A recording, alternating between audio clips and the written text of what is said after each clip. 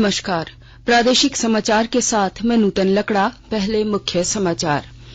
प्रधानमंत्री ने कर्नाटक के मैसूर पैलेस ग्राउंड में किया योगाभ्यास। कहा, केवल भारत के लिए नहीं बल्कि संपूर्ण मानवता के लिए है योग।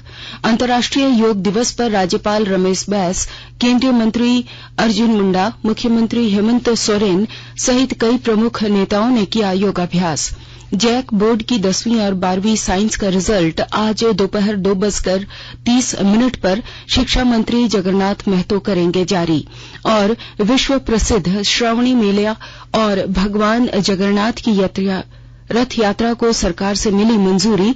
मेला, जुलूस और प्रदर्शनी पर लगी रोक हटी। और अब समाचार विस्तार से।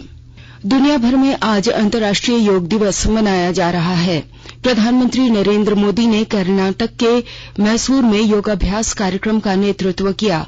मौके पर उन्होंने कहा कि योग संपूर्ण मानवता के लिए है और योग ने विश्व में स्वास्थ्य को नई दिशा और निरोग जीवन का विश्वास दिया है।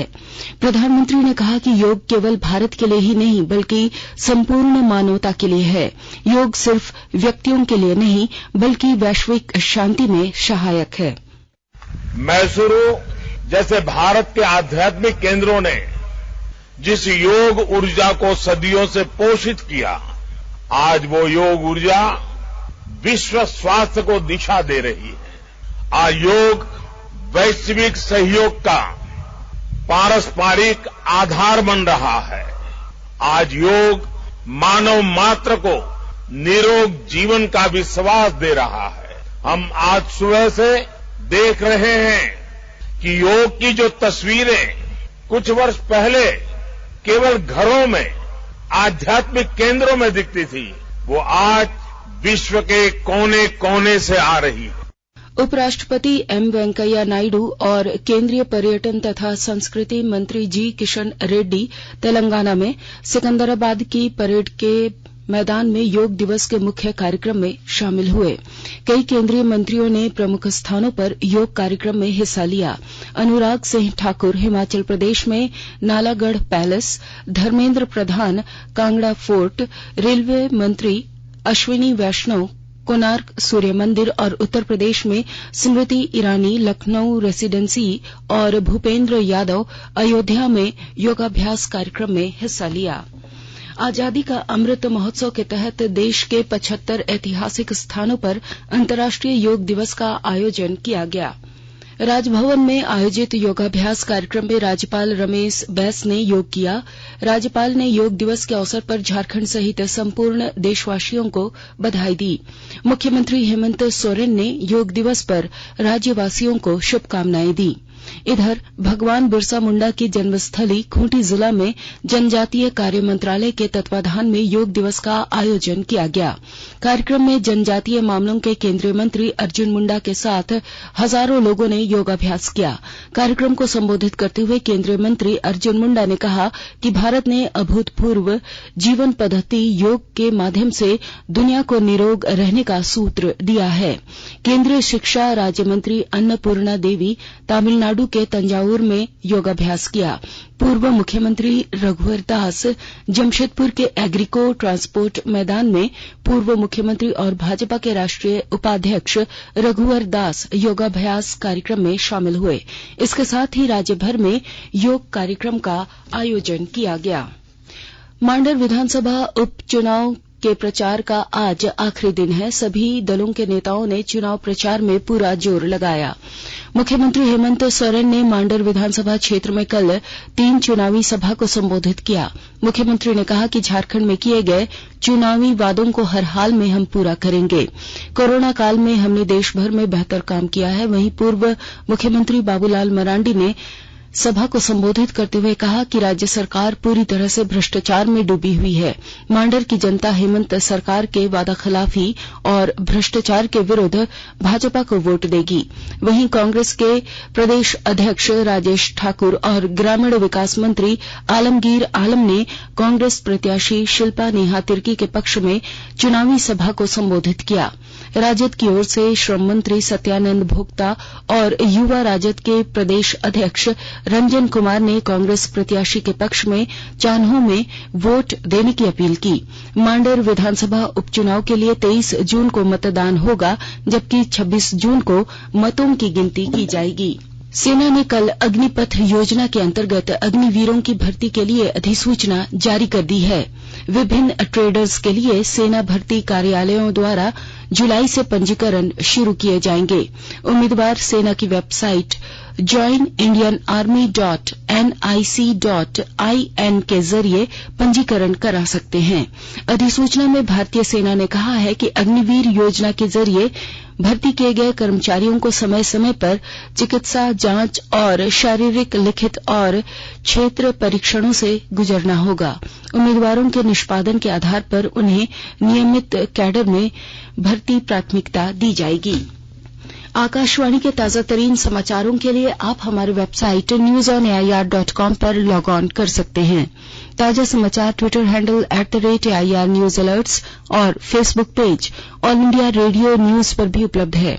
आप प्रादेशिक समाचार एकांश के Twitter handle @AIR news _Ranchi और फेसबुक, इंस्टाग्राम पेज तथा YouTube channel AIR news Ranchi पर भी हमारे बुलेटिन सुन सकते हैं। प्रादेशिक समाचार आप आकाशवाणी रांची से सुन रहे हैं और अब पेश है कोरोना से बचाव के कुछ संदेश। कोविड-19 से बचाव और सुरक्षित रहने के 3 उपाय। मास्क लगाएं, 2 गज दूरी है जरूरी, सुरक्षित दूरी रखें, हाथ और मुंह साफ रखें।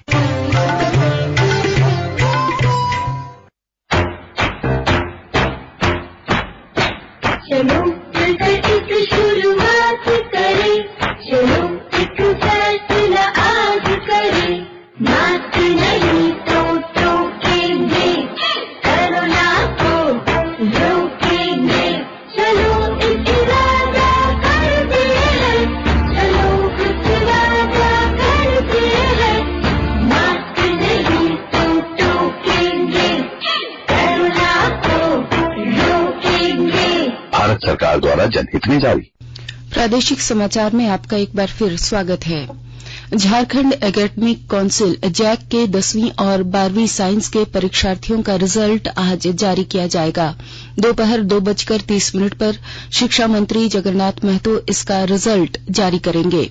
इस परीक्षा में शामिल परीक्षार्थी जैक की वेबसाइट पर अपना आज रिजल्ट देख सकते हैं। मालूम हो कि 24 मार्च से 20 अप्रैल 2022 तक 10वीं बोर्ड की परीक्षा आयोजित की गई थी। वहीं इंटर की परीक्षा 24 मार्च से 25 मार्च 2022 के बीच हुई थी।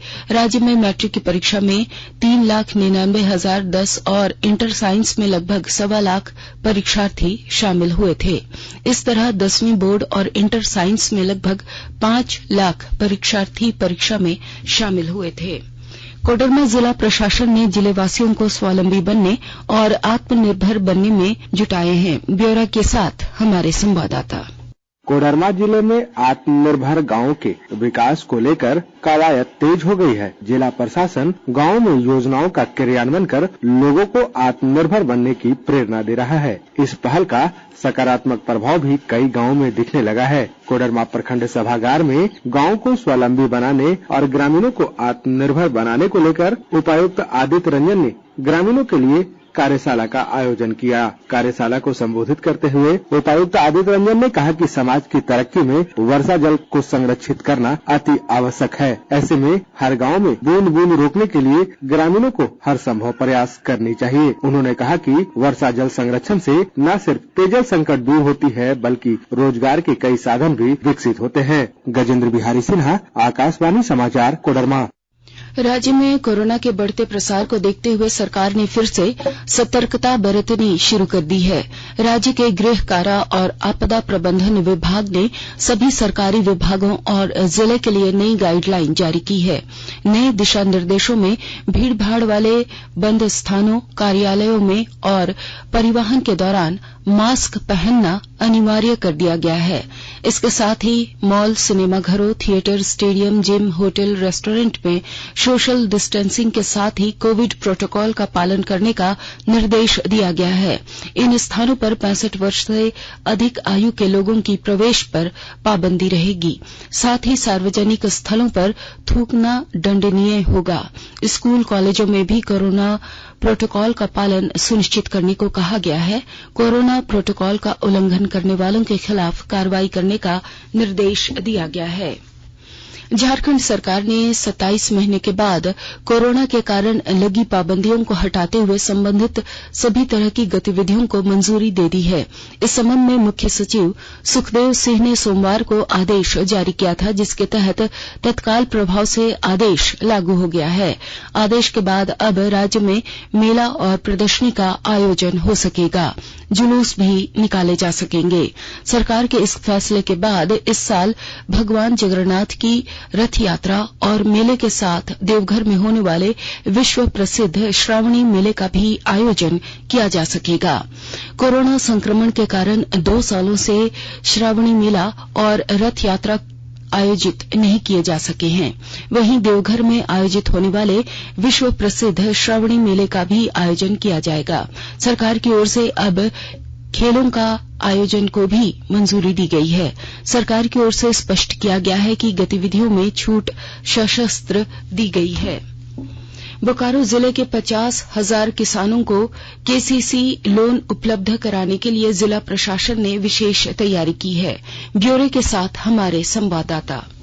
बोकारो जिले के किसानों को केसीसी के माध्यम से ऋण उपलब्ध कराने के लिए आज सभी प्रखंडों में शिविर लगाया गया है। उल्लेखनीय है कि चालू वित्तीय वर्ष में कुल 50,000 किसानों को ऋण उपलब्ध कराने का लक्ष्य निर्धारित है।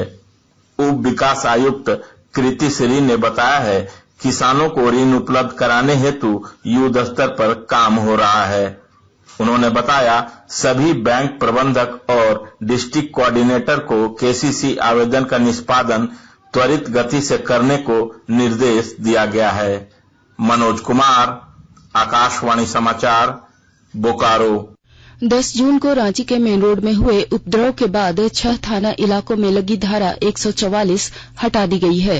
रांची के 6 थानों कोतवाली, डेली मार्केट, लोअर बाजार, हिंदपीढ़ी, चुटिया और डोरंडा थाना इलाका शामिल है।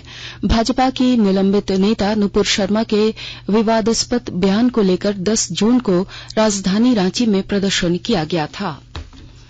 हॉकी इंडिया ने कल कॉमनवेल्थ गेम्स 2022 के लिए 18 सदस्यीय भारतीय पुरुष हॉकी टीम की घोषणा की। कॉमनवेल्थ गेम्स 29 जुलाई से बर्मिंघम में होगा। भारत इंग्लैंड, कनाडा, वेल्स और घाना के साथ पूल बी में है। भारत 31 जुलाई को घाना के विरुद्ध अपने अभियान की शुरुआत करेगा। पिछले वर्ष ओलंपिक गेम में ऐतिहासिक कांस्य पदक जीतने के लिए भारतीय टीम का नेतृत्व करने वाले मनप्रीत सिंह कॉमनवेल्थ गेम्स 2022 में अपनी टीम का नेतृत्व करेंगे। वहीं भारतीय जूनियर महिला हॉकी टीम की दूसरी प्रतिस्पर्धा कल आयरलैंड के डबलिन में यूनिफर यू 235 नेशन टूर्नामेंट्स में नीदरलैंड्स के साथ 2-2 की बराबरी पर समाप्त हुई। अन्नू और ब्यूटी डुंगडुंग ने 1-1 गोल दागे, जबकि ब्राउनर आम्बियर और वैन डेर ब्रोयका ने नीदरलैंड्स की ओर से 1-1 गोल दागे। भारतीय जूनियर महिला हॉकी टीम का मुकाबला आज टूर्नामेंट के तीसरे मैच में यूक्रेन से होगा। और अब अंत में मुख्य समाचार एक बार फिर। प्रधानमंत्री ने कर्नाटक के मैसूर पैलेस ग्राउंड में किया योगाभ्यास। कहा, केवल भारत के लिए नहीं बल्कि संपूर्ण मानवता के लिए है योग। अंतर्राष्ट्रीय योग दिवस पर राज्यपाल रमेश बैस, केंद्रीय मंत्री अर्जुन मुंडा, मुख्यमंत्री हेमंत सोरेन सहित कई प्रमुख नेताओं ने किया योगाभ्यास।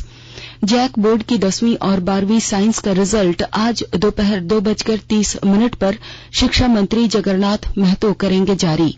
और विश्व प्रसिद्ध श्रावणी मेला और भगवान जगन्नाथ की रथ यात्रा को सरकार से मिली मंजूरी। मेला, जुलूस और प्रदर्शनी पर लगी रोक हटी। इसके साथ ही आकाशवाणी रांची से प्रादेशिक समाचार का ये बुलेटिन समाप्त हुआ। नमस्कार।